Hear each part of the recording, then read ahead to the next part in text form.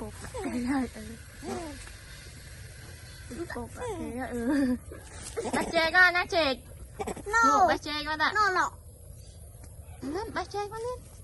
Chị con tôm mà. này chị cháy Chạy. Leo đặt kề ôi Leo mình Leo đặt kề hai mình Mà mới rồi mình tích tí ủa chị ở đây kênh dân kênh mà hạch nơi không này mà hạch nơi không đào chơi nhưng vì liên tục thấy đừng đặt từng nâng kèo máu thật bài đừng cho vì mà vô cái cô cho vì nó còn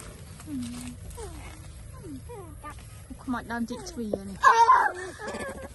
mọi đam chị chùi mọi đam chị chùi chị chặn phổ với chứ mới ăn cơ bia thế ạ sao mau rồi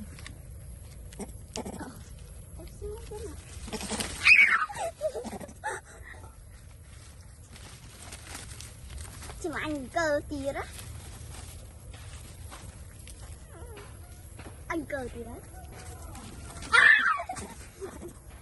cơ tí xí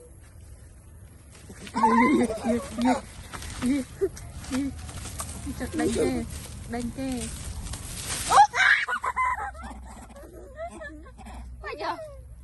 bây giờ mày chắc khăn đi ra làm đi ra ấp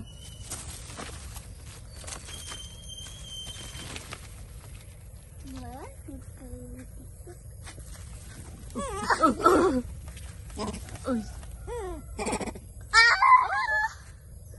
cười á ôi nó đánh kề đánh kề đánh kề ý gì cái tay nào chứ nó nào vậy đó mình nó nào vậy đó là ngày nấu tí ăn cơ nữa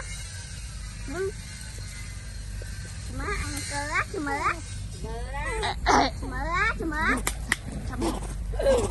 mami mà con tay mà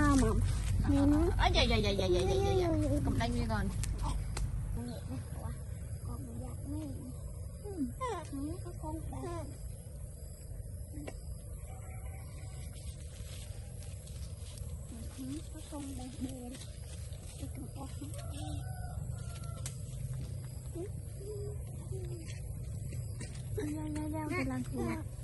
Leo lên thua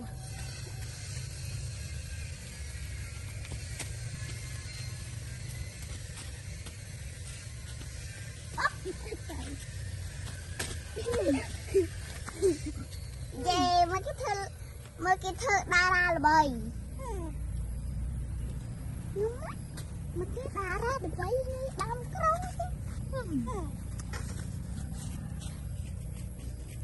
cái hai tích đi xoay đâm rồi ôi ơi cho đâm rồi hai ta cho đâm rồi cái này mẹ tay đi cho hai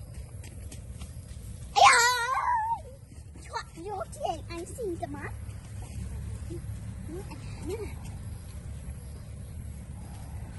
chạm bọc mình chạm bọc mình